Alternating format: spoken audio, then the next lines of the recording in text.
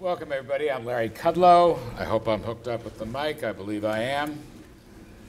We're here to celebrate, actually. That's what we're going to call this, to celebrate the new American workforce, is what I'm calling it. The new American workforce in the middle of an economic boom. One person has gone around the country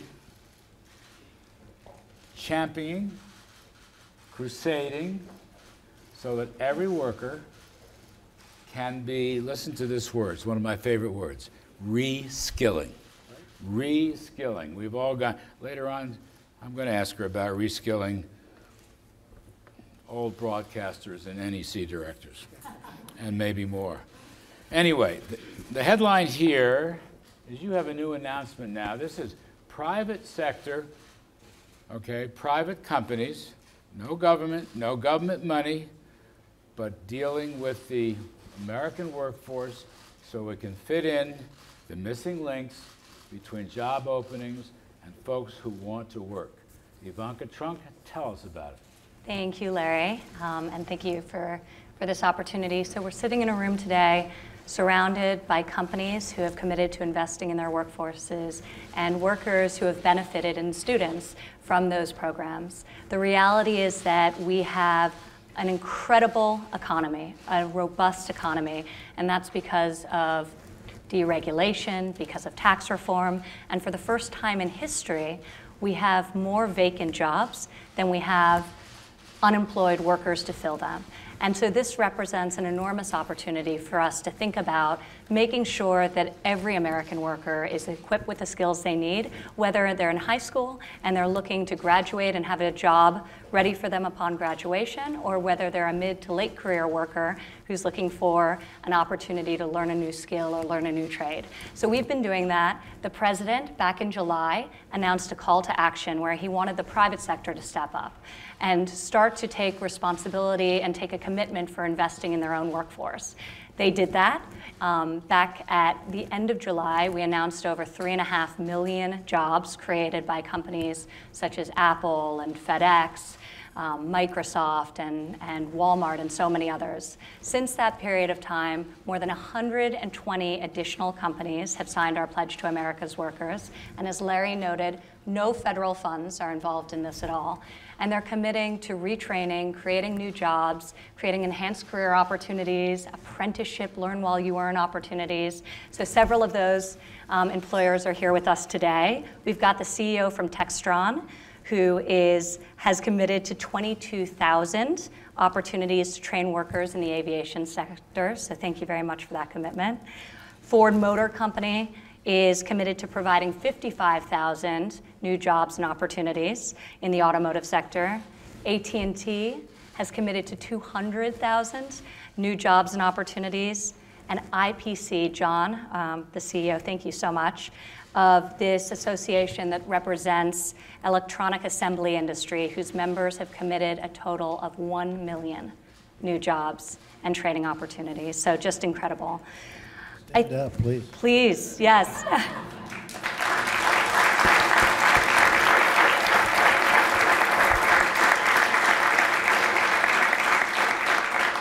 And so the headline is, you're up to? We're up to 6.3 million new jobs. Which is incredible. Incredible.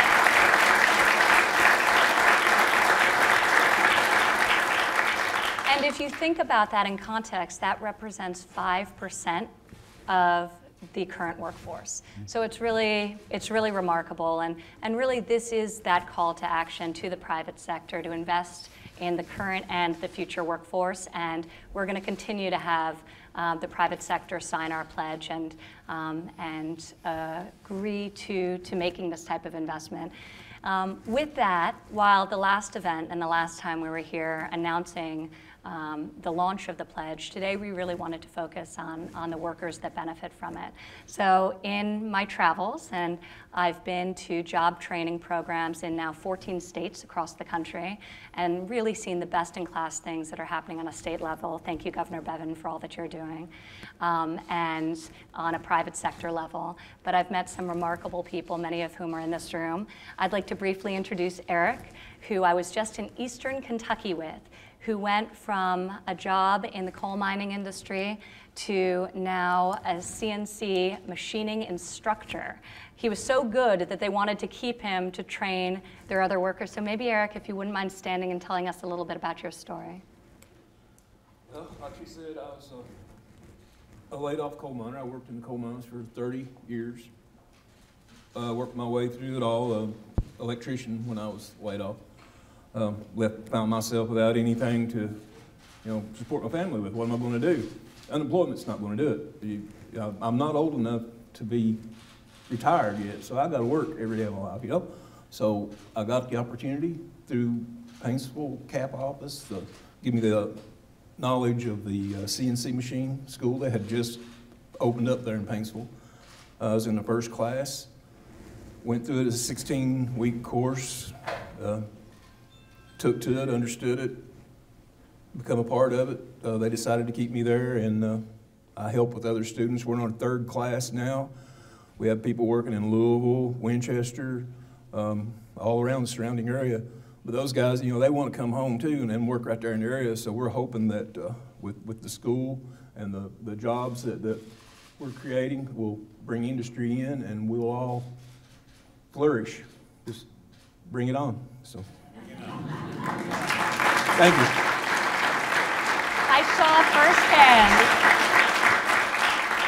I saw firsthand just how amazing Eric is and the work that he does and the instruction he's given to so many in that facility. So really amazing.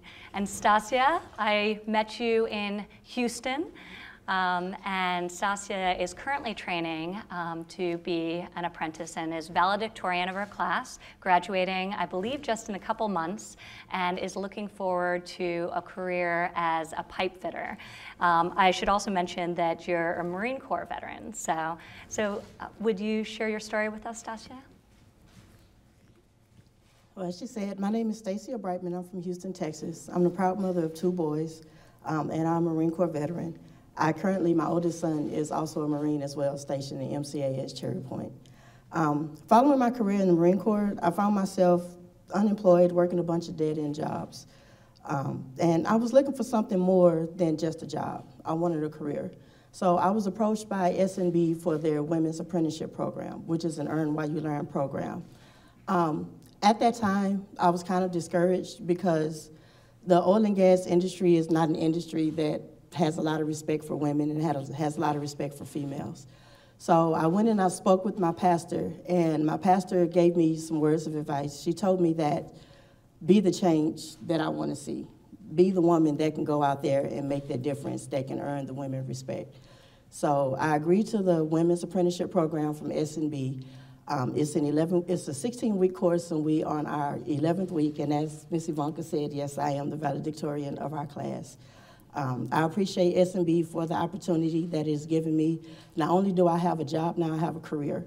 And I have a career that I can lean on and that I can look forward to and that'll take me further.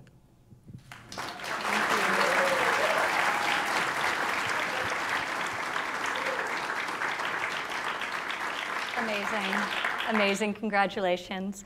And lastly, I'd like to introduce Anna. Anna, I met in Pittsburgh in August in Robotics Row, and Anna and I see several of her classmates are part of the first robotics team, and hi ladies. They are doing just incredible things in the field of STEM, and they're competing both in Pennsylvania and internationally, and are really our next generation of entrepreneurs, engineers, innovators, and really inspiring. So Anna, will you share with us some of your goals and your story? Yeah, my name is Anna Nesbitt. I'm a sophomore in high school. I am, as Ms. Trump said, I am a part of a first robotics team called Girls of Steel Robotics. You can see 3 of the other girls on our team right over there.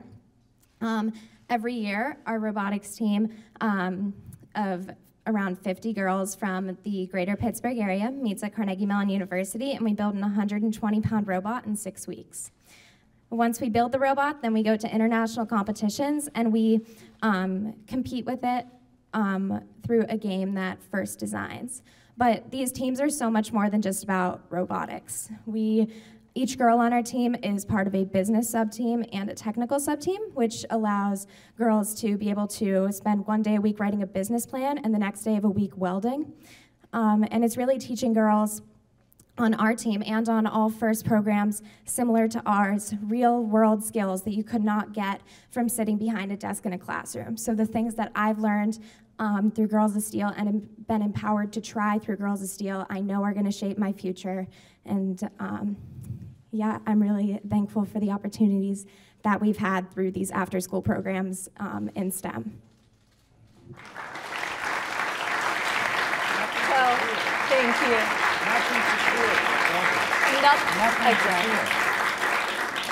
Thank you for sharing your story, and I thought that would set a nice tone for a broader discussion about the economic opportunity that's been being created by President Trump and this administration. So Larry, I'll kick it over to you now. Thank you. Thank you, Yvonne.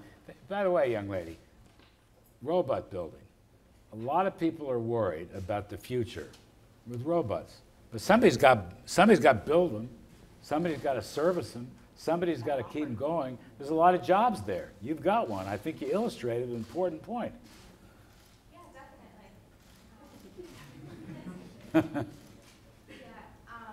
Well, yes, Girls of Steel really, and all FIRST robotics programs, there's tons of scholarships through them, and you come out of the meetings feeling like you know more than you went into, and so that really does empower you to join that STEM workforce. I know Tina, who's sitting over there, she's interested in going into robotics, and whenever she started Girls of Steel, she wanted to go into history. So it really does empower you to try new things, go out of your comfort zone, which is things that girls need. Thank you. Terrific stuff. So, Mr. President, nobody wants to talk about the economy anymore. So let's talk about the economy. All right? I like it. You beat your critics. You beat your naysayers. We're growing at 3% plus. We just had a record, let's see, 18-year high in consumer confidence, I think yesterday or the day before. How'd you do it? What's the message here? Well, we did it with a lot of good thought, and we did it with a lot of great people like we have here today, and some are going into different fields. By the way, the coal mining field is doing very well right now, but some people will go out of that, and some people will go into that because, frankly, it is really, as you know, you see what's happening. It's doing great. We have the governor of Kentucky with us, and he has been, Matt, please stand up, Matt Bevin. Please, what a job he's done. And he can tell you how well it's doing, but we have a lot of other industries that are doing well. You really have your choice. You didn't have a choice just a few years ago, and now you have a choice because our markets are so strong. The job market at 3.7% is the lowest in 50 years. It's the best unemployment numbers we have in 50 years, and that's wonderful, but we actually need workers now. That's a good thing to be saying because that hasn't been said for many, many decades. And we want people to come in. You've all been reading about the immigration situation with the caravans and all, but the fact is we want people coming into the country. We want them to come in legally. They want to come through a system that we have set up and that we're really setting up well. And they want to come in, and we want them to come in through merit so that they can help these companies because we have, just in Japan alone, we have 6 major car companies going to open up new plants and coming in. They're coming into Michigan, and they're coming to Ohio. They're coming to a lot of different places. We have a lot of car companies coming. We have a lot of companies, period. Foxconn in Wisconsin is an example. And all of this has just led to optimism. I mean, we're cheerleaders. That's a big part of it. And we're cheerleaders for our country, for our system. We're getting rid of a lot of the bureaucratic blocks and a lot of the regulations, Larry, which you know are very important. In fact, before we did the tax cuts, and the tax cuts are a big factor, but before we did these really massive tax cuts, the biggest that we've ever done, we did regulation cuts, and quite a bit before, and the economy was really going very well. And then you added to that the tax cuts and other things that we have within the reform bill. And the end result is we have an economy that's the hottest economy right now in the world. And I guess the stock market is up to getting close to 50%. If you think about it, that's incredible since the election. And it's, in fact, I hear today it's doing very well, Larry. It's up another 400 points. It was up 450 or so points yesterday, and it's just doing well. I will say this, they're waiting for the results of the midterms. And if the midterms, for some reason, don't do so well for Republicans, I think you're all going to lose a lot of money. I hate to say that. I think you're going to lose a lot of money. People are waiting on your 401ks and everything else. They're waiting to see what happens with the midterms. And if it comes out good, like we think it probably will, because there's a good feeling in the air, there are a lot of people voting. Go out and vote. But if it comes out good, I think the market's going to continue to go through a period that, like we've never seen before. Yes, sir. It's a healthy economy. You know, the gentleman over there said, bring it on. I love that. I say that American men and women in business and the workforce are crushing it. We're the hottest economy in the world right now. Trillions of dollars are coming our way. Let me ask you this. Very unusual. When you look at the statistics, God forbid we should use a factoid, we are experiencing record blue-collar employment increases, the likes of which we haven't seen since the middle 80s, okay, when I was a Cub Scout for Reagan. We are looking at blue-collar wage increases are rising faster than white collars. Now, I'm not against white collars, but I'm just saying this is the blue-collar, middle-class Trump economy. How do you account for that? Well, if you remember, the previous administration said there won't be any more manufacturing jobs. You're going to need a magic wand and all of that. Well, we had the magic wand because we have almost 600,000 manufacturing jobs since the election, and it's going to go much, much higher than that. And these are among our best jobs. I mean, if you look at jobs, those are great jobs. They're high-paying jobs. They're skilled jobs. People are being trained for those jobs. And I think, look, I think that companies coming in, you have some of the great companies, and I really appreciate your top people coming from these great companies. And I just feel that they can train people far better than the government can train people. And they go specifically to that company. But I don't think there's ever been a way that we can go as a government and train people like you can train them for your great companies. And I also know that what happens, oftentimes these people that didn't know too much, and they go in, they get trained, they get a job, they do phenomenally well within the company. They go up in rank, they go up right like a rocket ship, and they go up in salary and pay, and even ownership in many cases where they have stock ownerships and options and everything else. So I just want to appreciate, these are great companies that are with us today, and you have done a fantastic job. So thank you all. Thank you all very much. Appreciate it.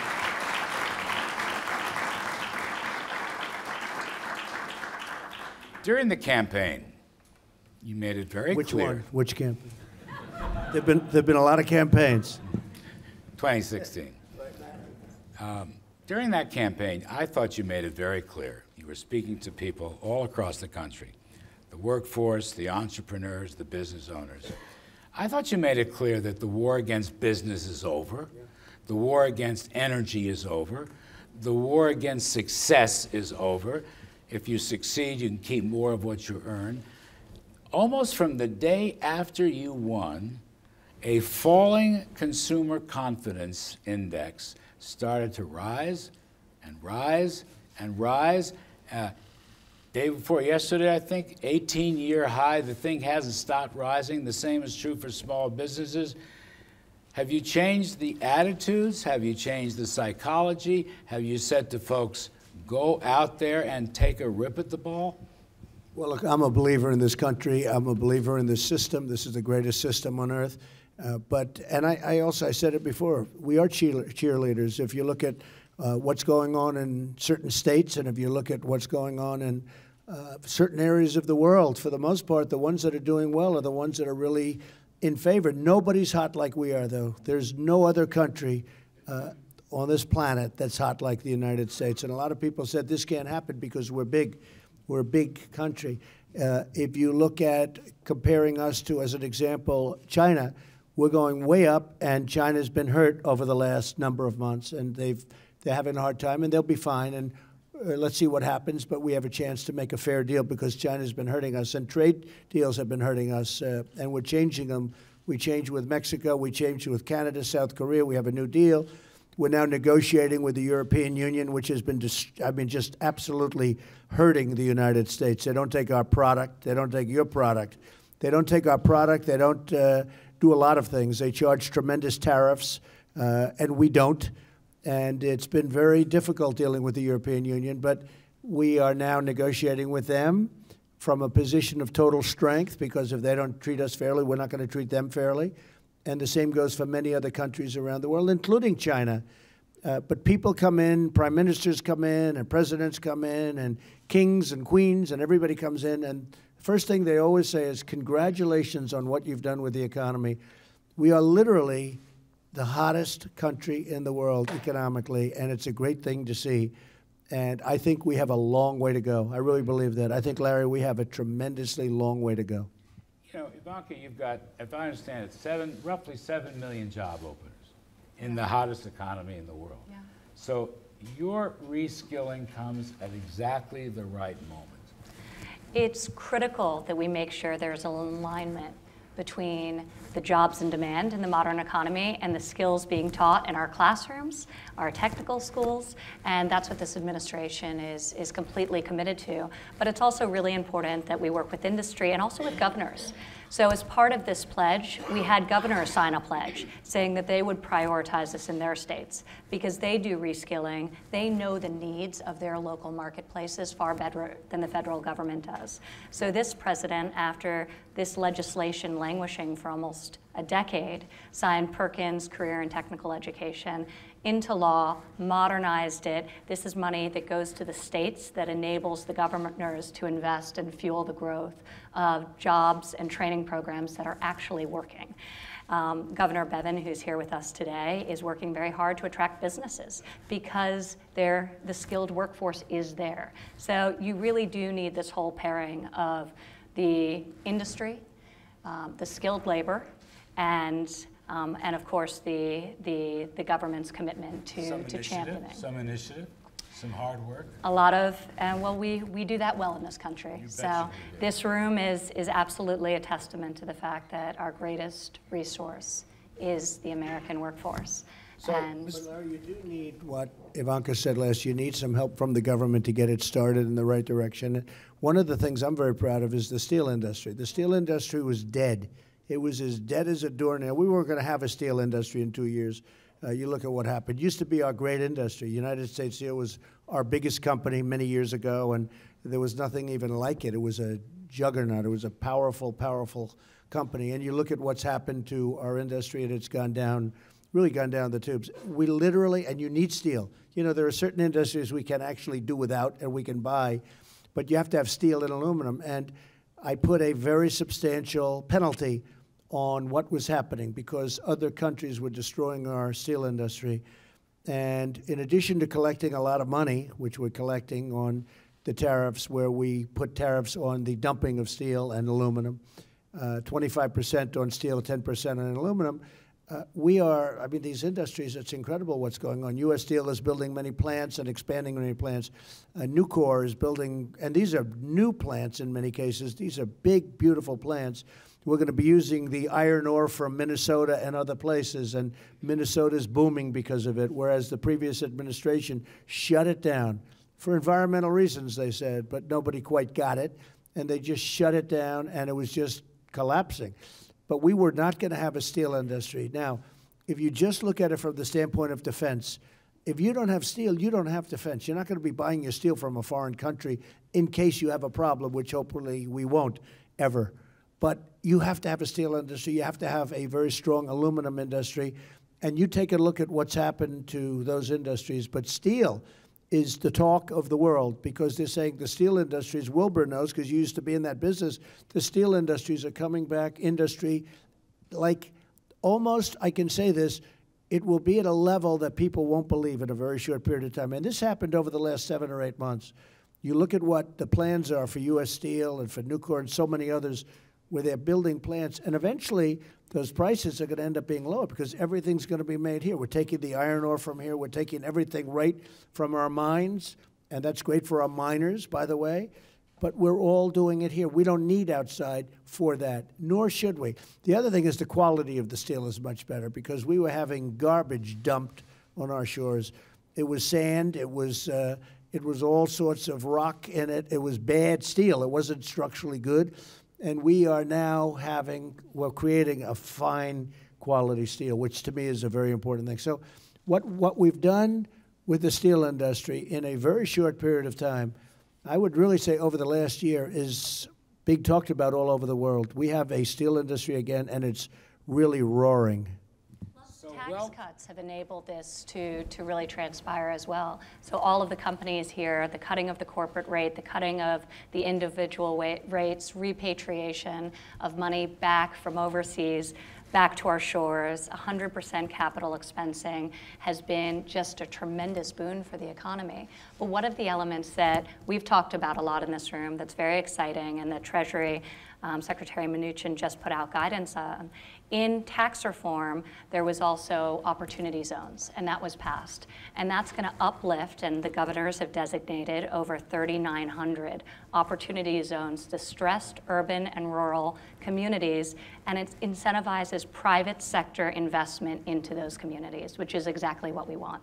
So the private sector to go and be incentivized to invest where otherwise they would have avoided. So in addition to tax cuts, that's another element that will really help uplift the American economy and fuel the boom we've been experiencing. I was just going to say, sir, well-done trade reform can be very pro-growth. That's what you're saying. So we were losing a tremendous amount of money, and unfortunately, it's a number that nobody can even believe, close to $800 billion a year. When you hear that number, folks, you can't be too proud of our representatives from the past. But we're redoing our trade deals. We're making them fair and equitable, and for the other countries too. But they've taken advantage of us on trade. They've taken our money. They've taken our jobs, and we're stopping that. And we have to take care of, I have the expression, America first. And the fact is we have to start taking care of our own country, because we were taking care of other countries, and we were letting our country go to hell in trade and in so many other ways. We can't do that. We can't do it with immigration, with the borders, with trade, so many different ways. And we're changing that, and we're making great trade deals from horrible trade deals. And if they don't want to do business with us, that's okay. But they can't come in and take the wealth from our country. It's a great transfer of wealth. They can't. We have had one of the greatest transfers of wealth in the history of the world. It's been taken from our country and it's been brought to other countries, and it was only because we had people that were not watching, or they didn't know, or they didn't care. And it's incredible. When I see some of these deals that were made, I say, how could anybody have agreed to it? It's basic. It's like, I mean, it's literally first grade business. It's so simple. And the end result is it's tougher to get out, because they've been so used to making so much money off our country, and we can't let them do that anymore. We're going to start paying down debt. We have a lot of debt. We're going to start paying down debt. We have such potential in this country. When I tell you about deals that were made that were so grossly incompetent, they should have never been allowed to be made, and they never changed them. And everybody knew they were bad, and they never changed them. So we're changing them, and we're changing them very rapidly. Our countries, whether they're allies or not, have to treat us fairly, and they haven't been. Last one, sir. Appreciate it. More of a personal question. Ivanka was talking about initiative and leadership and hard work, along with reskilling. So you've had an unbelievable career. You're in construction, you're in real estate, you're a very famous television host, and now you happen to be president. Did you go through reskilling along the way? I never thought of it that way, but I guess I did, right? I suspect I did. Look, I've been in a lot of different jobs. I love building. I love the real estate industry. It's been very good to me. I think I've been good for it. I always pride myself on building on time, on budget, ideally ahead of time and ahead of budget. And we really have, I've learned a lot. You know, when you build a building, it's almost like every trade. You're involved with the unions in many cases. You're involved with labor. You're involved with finance. You're involved with design. You're involved with so many different things. In many cases, you're involved with international concepts and deals. So you learn a lot. And then I did The Apprentice, which became a great show, a very, very successful show, tremendously successful. I did it for 14 seasons, 12 years. It's so successful, they put it on twice sometimes. And as soon as I left, that show went down the tubes. So, you know, just one of those things, right? I don't know if I feel happy about that or sad. I've never figured that out. But I don't know if I'd want to leave, Betsy, and the show became even more successful. Almost couldn't have been more successful. It was a tremendous success. I learned a lot from that, too. And I've certainly learned a lot. We're here almost 2 years, and we've learned a lot from doing this, and I think we've put a lot of talent to work. We have great people that we work with, and when they're not so good, we make changes, and we have to do them maybe faster than other people would, but I sort of can figure it out pretty well. And we're doing fantastically well as a country, and a lot of great things are ahead. Our best years are ahead of us. I really believe that. Our best years are truly ahead of us. Yes, I love that. I want to end on that. You're the quintessential optimist. The best years of America have yet to come. President Trump, thank you so much.